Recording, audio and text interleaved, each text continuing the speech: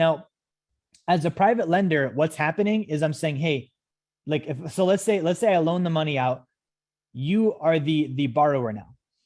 I'm not your landlord. That's not the relationship here. It's your property. Okay. Just like with the bank, when you borrow money for the bank for your mortgage, you're the owner. The bank doesn't care. You break the toilet, you fix it, right? Like you have marijuana problems. That sucks. You got to figure it out, right? That's the part of being a homeowner.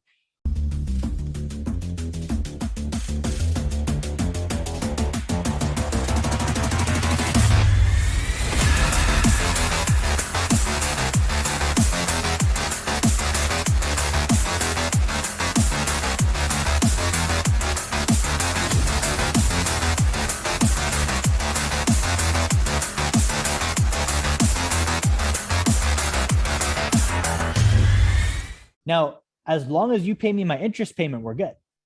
If we're not, I'm going to foreclose and take the home back. Okay. And so in that way, there's no way that I lose on this. I'm either always making interest or I'm going to take the home back. Now, here's the kicker. This isn't like this in every state, but it isn't in many states. It's easier for you to foreclose on someone than it is to evict them. Right? Like to foreclose, they only have to do one thing, which is not pay you. And all you've got to do is prove they didn't pay you. And that's super easy to prove. You just say, yeah, here's my bank account. See, it says they're going to pay me. Look, it didn't show up in my account. Let's foreclose, right? It says in the contract, we're going to go this route if this happens. There's no contestation there. Now, as a renter, as a landlord, I have to prove that there's reasonable grounds to evict people, right? So if I say they're smoking weed, how am I going to prove that? I can't drug test them. It violates the Fair Housing Act. If I say that they're being noisy, how do you prove sound?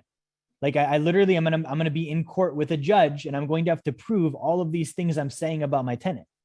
Okay. And while that's happening in many states, they still get to live in the property. You think they're going to be nice to the copper and the walls and the china and all these things while they know I'm actively putting them through the eviction process? No, they're probably going to urinate on the carpets and do nasty things. Right. So I don't want to deal with any of that. And that's why I like doing private lending.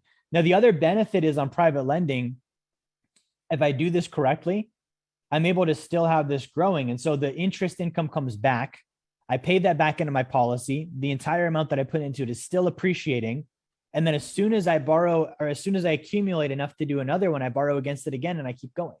And I keep going and I keep going and I keep going. And if you look at this, guys, like funds like BlackRock, they're buying up single family homes and they're doing things like owner financing and they're renting them out. They're giant. So if they want to rent out 1,000 properties, they've got the manpower to do so. But a lot of them are just doing owner finance. If you look at banks, they buy up properties all over the country through notes, and then they collect the interest.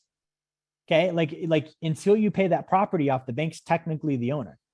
How many homes, single family homes, do banks own? How many mobile homes do banks own? How many apartment complexes do banks own? Where they're collecting interest on every single one.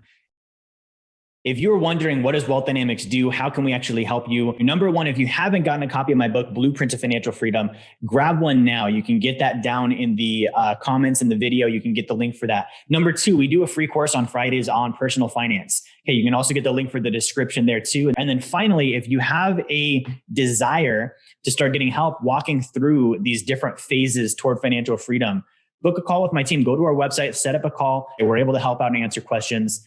That's how we can help you. Thank you for watching. Like, share, subscribe. Make sure you turn notifications on, and I will talk to you guys on the next video.